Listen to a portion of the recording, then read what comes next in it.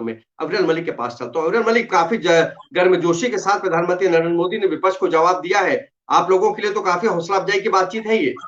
अविरल मलिक।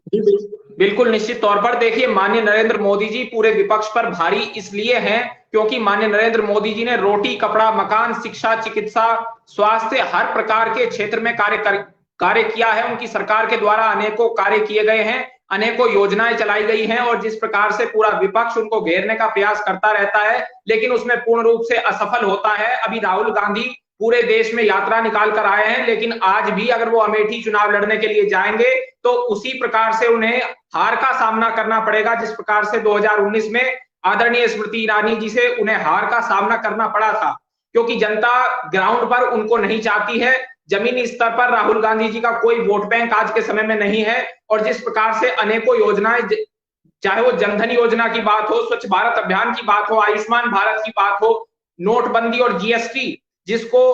विपक्ष हमारे असफलताओं में गिनवाता है, वे एक प्रकार से हमारी सफलता है, हमारी उपलब्धि है, क्योंकि जनता को नोटबंदी आने के कारण से जो करप्शन खत्म हुआ है और जिस प्रकार से जो GST, goods and services tax देश में लागू हुआ है, तो उसके आने से एक राष्ट्र एक कर की बात देश में लागू हुई है, जो पिछली किसी भी सरकार के द्वारा नहीं की गई थी। जिस प्रकार से अनेकों कांग्रेस के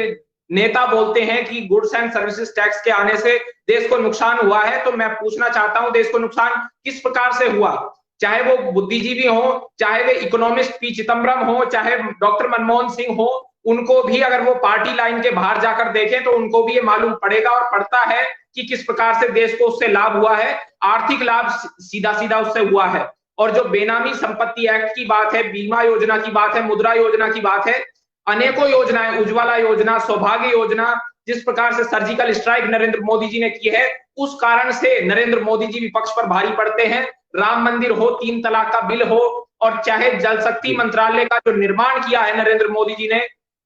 उस योजना के कारण, अपने कार्यों के कारण विपक्ष पर अकेले नरेंद्र मोदी जी भारी पड़ते हैं। और जिस प्रकार से अनेकों कार्य किए गए हैं, चाहे वो अनुच्छेद 370 और 35A को हटाने की बात हो, जो कि कांग्रेस पार्टी के अनेकों नेता उसका विरोध करते रहे हैं। कांग्रेस के अनेकों नेताओं के द्वारा ये कहा गया कि 370 और 35A को कोई नहीं हटा सकता, कोई नहीं छेड़ सकता, जबकि उसको हटाने का काम आदरणीय नरेंद्र मोदी जी की सरकार में हुआ और आदरणीय अमित शाह जी के द्वारा उस कार्य को किया गया। और आज भी आप देख सकते हैं आतंकवाद